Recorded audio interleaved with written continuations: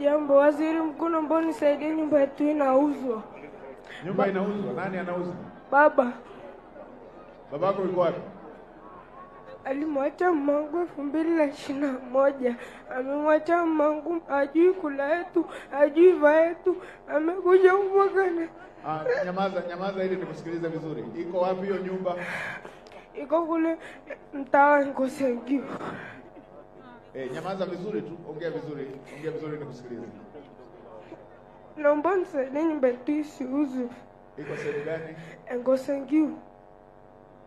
Mama yuko wapi? Huyo hapa. Mama pole, hebu tueleze. Waziri Mkuu, shikamoo. Waziri Mkuu, ulinisaidia pale Kilombero.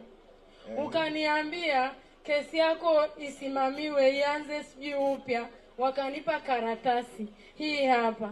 Tarehe 4 mwezi sema iwekewe injunction, sasa imefikia hatua gani? Mwezi wa 4 tarehe 4 nikaambiwa, nikafatwa sokoni. Nikaambiwa, dada, kaa ndani ya nyumba yako kwa amani, nyumba yako haitauzwa. Nikasema asante Yesu. Nimekaa na shangaa, juzi kuamkia jana wanakuja wananiambia, wananipigia. Wamekuja hawa madalali, hata meseji zao ninazo hapa. Wakaniambia, dada, kaa, nyumba yako haitauzwa. Lakini cha kushangaza, jana wamekuja nyumbani. Walipokuja wakachukua vipimo vya nyumba. Yule dada ulionipa, yule wakili, akaniambia, dada, usikubali wakipima vipimo, hivyo vipimo uchukue. Mume wangu akasema, wewe upaswi kukaa na vipimo. Vipimo ni mimi mwenyewe ndo natakiwa nikae. Na hii nyumba nitaiuzwa. Nimefanya kazi mwezi mmoja. Hiyo hela yote nimetoa rushwa ili hii nyumba iuzwe. Waziri Mkuu, hawa madalali walipoitwa mahakamani kwamba nyumba isiuzwe, mimi sikuitwa. Mimi ni mama wa watoto 3.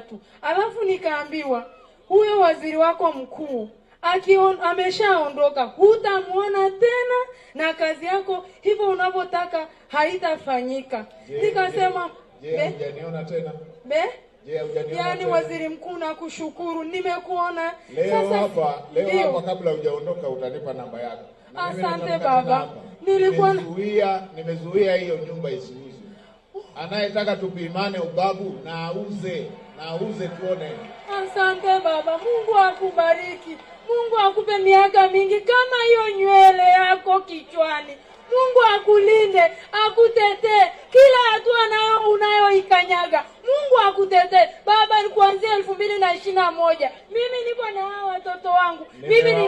Amina. Sogea hapa, nitachukua namba ambayo tutakuwa tunawasiliana moja kwa moja. Alafu huyo aje auze hapo tuone.